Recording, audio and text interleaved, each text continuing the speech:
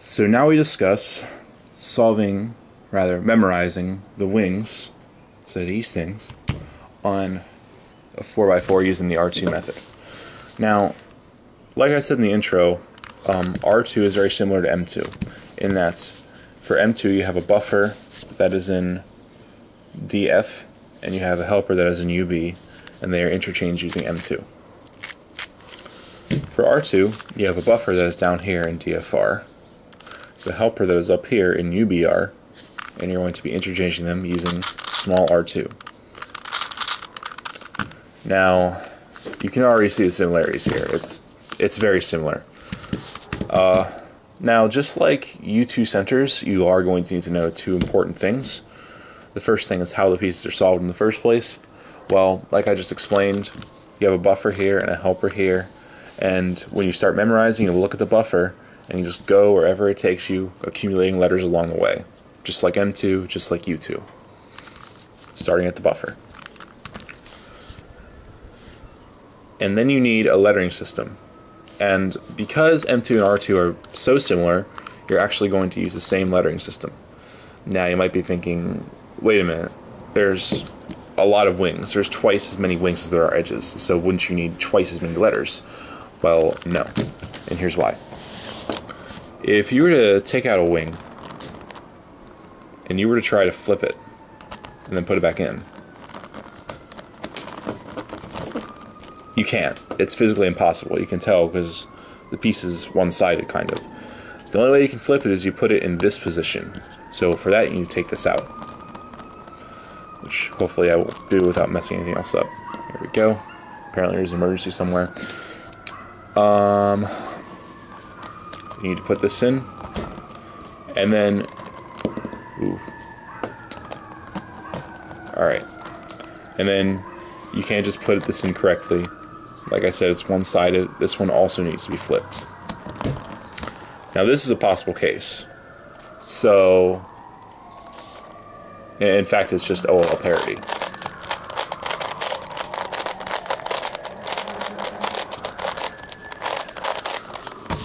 That's simple.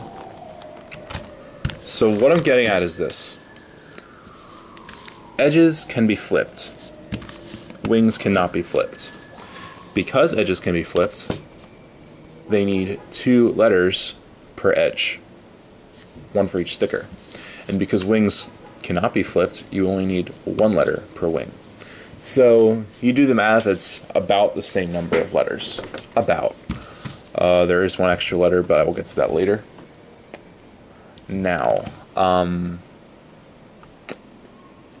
you also might be thinking, oh, wait a minute, there's 2 wings that look exactly the same on each of these, like, edge spaces, I guess you would say. So how would I handle that? Would I have to put a finger on it? Well, just like U2, but no, you don't have to do that. We're actually going to use a little trick that I like to call tracing. I don't know if it has any other name. I know everybody else does it. But I just call it tracing. And I will show you with this cube.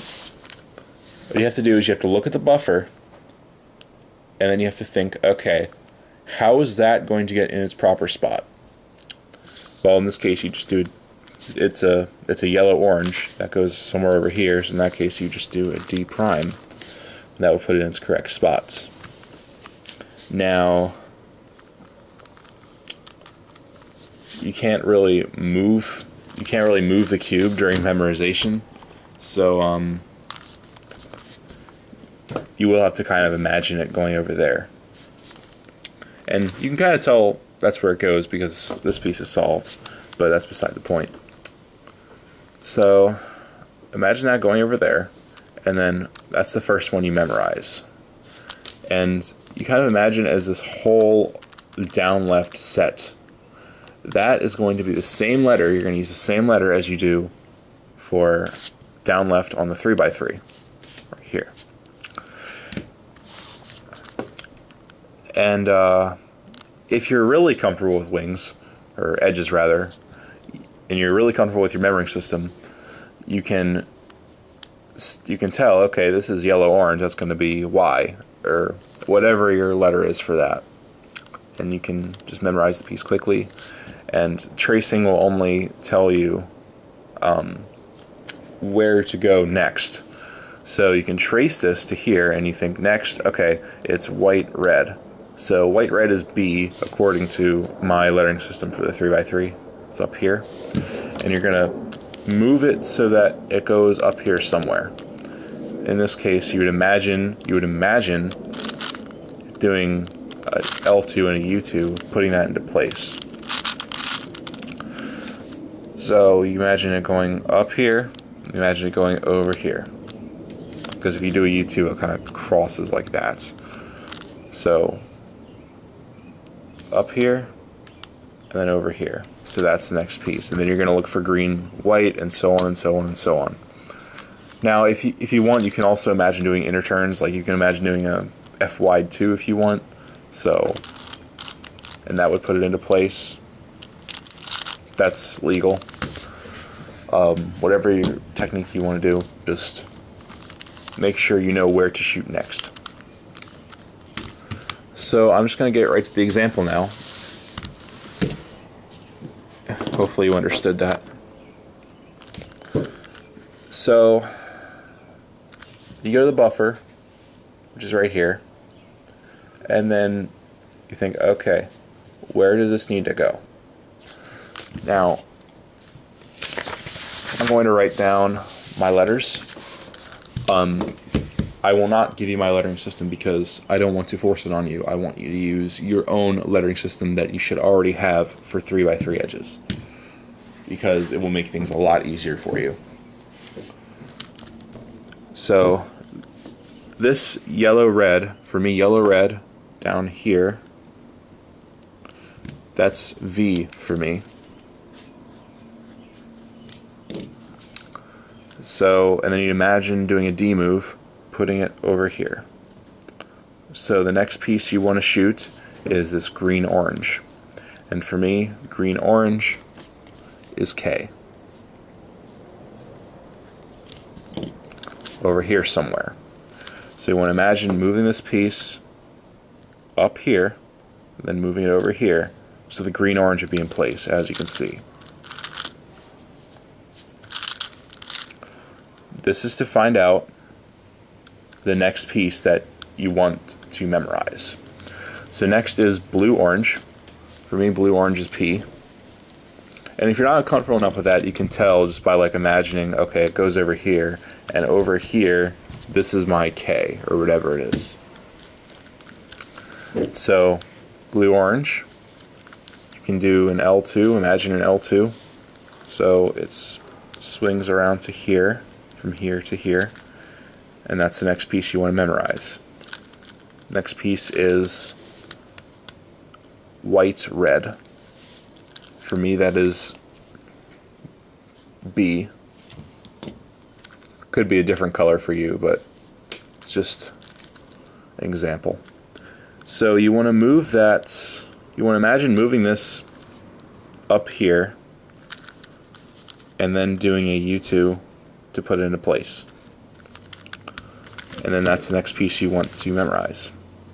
So then you have blue, white. That's going to go over here somewhere, back here. And for me, back here would be G. So I would imagine, probably imagine doing an R move, which will move this over here, and then doing a B move, which will move it over here. As you can see, R, B. We'll move the piece into its correct spots. Just imagine those moves. So then that's the next piece you want to shoot to, blue, yellow, which is over here. Now be careful because there is an R2 interchange. So FUR as well as BDR, if you have done an odd number of interchanges, then you will want to flip them if you hit it. So as you can see, we have done an odd number of interchanges. So normally you'd want to shoot here. Instead of shooting back here, you'll want to shoot over here. in FUR. And for me, that is E. You're still going to be going from this piece, though, because essentially we had done an interchange, and that piece would be here. So we've shot to E, but we're still going to base the rest of our memo off of this piece. So next would be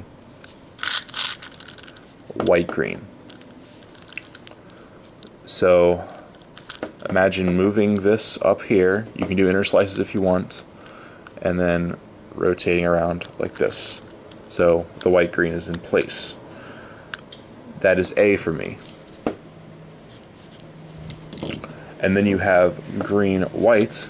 Now if you have an edge that's flipped like this, then you know that it needs to go into the spot next to it. So, excuse me, from the example right here, you know that in order to flip it, it needs to go to the spot next to it. So this, you already know, can go here.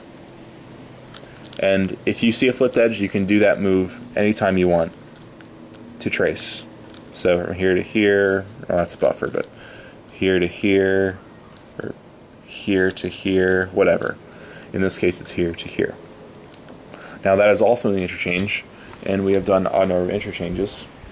So normally you would want to shoot to FUR, but instead you're going to shoot to BDR. And for me, BDR is T. So then from here, you might think, oh, that's the buffer piece. No, it's not. Remember, that's the buffer piece. That is not. This is green-yellow. For me, the buffer piece is yellow-green. Green-yellow would also be the buffer piece in 3x3 because that just can be flipped. Since wings cannot be flipped, and there is 2 of that piece, when you get to green-yellow, it actually goes here, which is a valid target. Now you will need, if you did not letter the buffer, like I didn't, then you will need a new letter for this. I just arbitrarily made it Z, or Z, depending on your nationality. So you can trace that over here. You don't really have to trace green yellow, because when you see green yellow or your buffer piece reversed, whatever it is, they already know it's here. So technically you don't have to trace it, but it's good for practice. So then finally we have orange yellow. So just imagine a D prime, moving it here, and that's the same as this sticker, this letter. For me, that is U. And then you have yellow-green, which is the buffer piece. And that is it for that example. A couple things I did not go over is, first of all, breaking into new cycles. I mean, you should be familiar with breaking into new cycles. I mean, if you haven't finished it all, then just like trace to another piece that's unsolved still, and then just keep memoing from there. I'm not really going to go very in depth about breaking new cycles, since you should know it from M2 and more recently U2. Now, the hard part about that is, how do you know when you're done? There's a lot of wings. I'm going to tell you that there's a lot of wings, and you need to know when you're done, so you don't like look for pieces that aren't there. Well, there's a formula for this. I'm going to explain it. And this is a formula for how many targets. So, number of targets for the wings. Now, notice that there are 24 wings on a 4x4. So, minus the buffer, if you were to shoot to every single wing, no solved pieces, no breaking new cycles, no funny business, then you would shoot to 23 targets. So that's kind of the base number. Now sometimes you'll have solved pieces. This has many solved pieces because it's just an example. So for each solved piece, you're going to subtract that number by 1, because you're not going to shoot the solved piece, obviously. So minus number of solved pieces. And then when you break into a new cycle, you're going to be shooting to a certain piece twice, because that's how cycles work. You break into it, and then you keep going until you get back to that spot. You're basically going to shoot to that piece twice. So you add 1 for each cycle you're breaking into. So plus number of cycles broken into. And that formula should give you the number of targets that you will get in a blind solve for R2 for wings. Now, just for fun, let's apply that formula to the camera's getting messed up. Let's apply that formula to our example. Now, there were 10 targets, as you can see here, and let's just go over that. How many cycles do we break into? None. So it's 23 minus number of solved pieces. How many solved pieces are there? There's 1, 2, 3, 4, 5, 6, 7, 8, 9, 10, 11, 12, 13 solved pieces. So 23 minus 13 solved pieces plus 0 cycles broken into equals 10. And that is the number of targets. So the formula does indeed work. And you can use that just to figure out whether or not you're done. If the number of targets you have, or the number of interchanges you have, whatever, does not equal what you got for this formula, then you need to look for more pieces because you are not done yet. So that is pretty much all I have for the memorization part. Next we're going to get into execution of the wings.